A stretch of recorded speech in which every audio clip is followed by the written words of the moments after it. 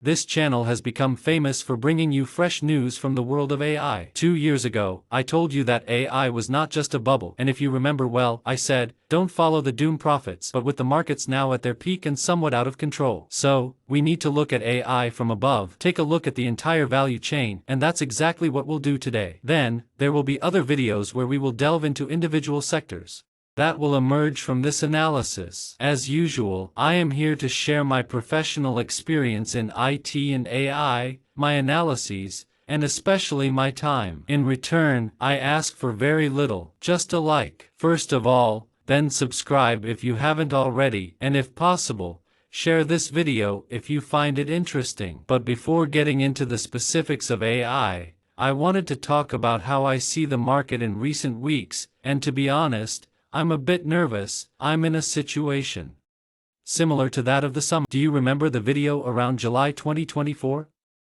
I told you there were signals that made me uneasy. In that case, it was NVIDIA, the world's leading company, which seemed exaggerated to me at that time, and also some prices were too high for companies like Tesla, so I said, since I expect earnings to be very positive, I will sell as soon as the earnings are over. In reality, the market decline happened even before the earnings, so I should have sold exactly when I made the video. But since I didn't do it and I had other funds to mobilize, towards the end of August, I mobilized other funds. I bought companies like Amazon, Broadcom, and NVIDIA again because they seemed quite undervalued to me. However, from that specific moment, something broke in the markets, particularly in the semiconductor world, which hasn't risen since the peak of July 2024. We have a 10% drop if we look at an ETF of the sector. So what do I intend to do this time? Well, as usual, always a long-term vision, so I see most of the positions well even in the long term, but if there should be, as everyone now seems to call it, the Santa Claus rally, an increase in market values towards the end of the year. At that point, at the beginning of January, I could really mobilize a lot of capital and see if I can allocate it to stocks that I considered cheaper, or even to bonds, which are still very convenient. But to prepare for better times, we need to study the AI value chain so that we can then invest wisely. Obviously, we could build it by looking at the end user or the roots. Where does AI come from? I would say to start with the end users. In the end, AI can reach us as individuals through applications, through portals, for example on the internet, or it can be completely automated, so it can be used autonomously by applications without us even noticing. Well, what are the most common services through which we use AI? Well, for example, portals, large portals like Google, Meta, but also portals like Microsoft. We can't forget Amazon, eBay, Spotify, Shopify. Any portal that reaches you directly. But the reality is that AI is spreading very, very quickly in applications used by large enterprises. Large enterprises have their own applications that they use for business operations, and here we have the classic software vendors, for example, SAP, ServiceNOw, Palantir, CrowdStrike, Snowflake, Salesforce, Adobe, Oracle. I could go on for hours. Then if we want, there's also Tesla, because Tesla, with its assisted driving, which it falsely calls autonomous driving, is not even close. However, it has a fairly sophisticated use of artificial intelligence, sophisticated but not sufficient for autonomous driving. Well, we have seen that the field of end users is really very, very varied. But what do these end users actually do? With AI, they actually just apply languages, language models, large language models, typically, or other similar models, within their workflows, their applications, their processes. So the other sector we are now going to analyze is precisely that of models. Here, obviously, we find OpenAI in the first place, almost all non-public companies, OpenAI, which has obviously created the famous models like ChatGPT, but then there's also Mistral, there's Anthropic, which is a partnership with Amazon, and then also the big ones. So even Amazon has its own model launched recently called Nova. Google was probably the inventor and has its Gemini. Microsoft has models, for example, F3, but it also has others. In reality, one of the models that is finding the most widespread use because it is open source and very efficient is Meta's Llama model. If we want, We can also include Tesla here because it is creating models. We don't know them, it uses them in its cars, and these models are especially related to the world of computer vision and therefore vision and then the actions that the model takes while driving. We have included this second block and it is already perceived that it is a less crowded block than the previous one. But let's move on. What is needed? What is at the base of these artificial intelligence models to function? Well, they need data centers, so an infrastructure not only hardware but also with superstructures that allow CPUs, GPUs, all the necessary tools to work. And these are the data centers, typically cloud. At the moment, it is practically an oligopoly. The market is predominantly shared by Amazon, which has the largest market share, Microsoft more or less on par, and now Google, which is also growing. In reality, there are also Oracle, which has its own cloud but with a very limited spread. And then I would also mention an outsider, a smaller player, which is DigitalOcean. I mention it also because it is in my portfolio. The interesting thing about the cloud is that it not only serves to run the models that then serve the applications, but often the applications themselves run on the clouds of these large companies. So for example, Palantir without a cloud, it doesn't exist. Snowflake without a cloud, it can't exist. ServiceNOW the same. So in a sense, these big companies have been very smart because in whatever direction the market goes, they will almost certainly be forced to use their data centers and in a sense pay a tribute to these big companies. Well, but these data centers, we said, are made of a lot of iron, hardware, and also special software to make everything work. So who are the players that allow these data centers to be built? Here we find the assemblers, for example, Supermicro Computer, on which I made a video, a very interesting company but sometimes a bit opaque on the accounts so it has risks, but there are also HP, Dell. And here I would also include a company more related to the software world, related to both hardware and software, which is Broadcom, a company that I keep under great attention and that makes both the software that allows virtualizing servers, so practically creating, how to say, parallel worlds compared to servers to easily allocate resources, and also make specific processors that are also used for networking or for specific activities that cloud providers ask Broadcom for. So it is a very active company, very unique in its territory. Guys, if this analysis is useful and helps you understand better, like, subscribe, and also share the video as much as you can. Thanks. We are almost at the root of the value chain, so the semiconductor, the chip, that element without which we couldn't talk about generative AI today because we wouldn't have enough computing power obviously. You see here the leading role at the moment is played by NVIDIA. It is the only one that really has a GPU powerful enough to do training and inference efficiently. Sure, AMD is growing. It is almost a year behind in performance compared to NVIDIA, but it is catching up and its business is growing rapidly. Unfortunately, Intel seems to be quite behind in this race instead. However, Intel isn't too far behind when it comes to other components needed for semiconductors and CPUs. In this area, Intel is a key player, but AMD is also very strong, and there are others like Qualcomm. But the world of data centers and chips doesn't stop at CPUs, we also need memory. Here, Micron practically has a monopoly, holding an almost absolute market share. So, who manufactures these chips?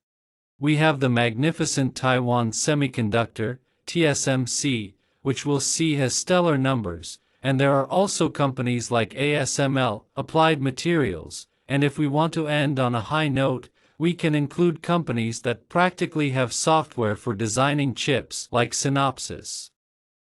Or ARM, which practically holds the patent and is the only one that can license the architectures on which these modern chips are based. Wow, quite a broad overview of names and sectors. Remember, I will delve deeper into each sector, and in the comments, please let me know which one you'd like to start with. But now that we've created this map, do we notice anything particular? Well, yes, I do. Since there are players that are practically present almost everywhere. If we look at Amazon, Microsoft, and Google, We find them both as end users of AI. Let's remember that Microsoft also has a whole series of copilots and a whole range of tools. But then we also mentioned Amazon, Google, Meta, and these same players are involved in creating models either directly or through partnerships. And then we find them especially in the world of data centers, which shows us that these players dominate the entire AI value chain. However, it's a bit difficult to evaluate them and compare them with each other because, besides their AI business, they operate in different sectors. Amazon is in e-commerce, Microsoft is the closest to a pure play, while Google is also in advertising and autonomous driving, where, despite not having valuations in the hundreds of trillions of dollars, it is one of the few companies in the world that actually has a functional autonomous driving service. It doesn't have valuations in the hundreds of trillions of dollars. At the moment, it's one of the few companies in the world that actually has a functional autonomous driving service. So what? Then we notice that in the data center world, there's a huge concentration. If in the data center world, even chips, because we have many players but they all do different things, so there's a strong concentration, while in the software field, there's no concentration, there are many, a myriad of names, and those who succeed can enjoy very high margins.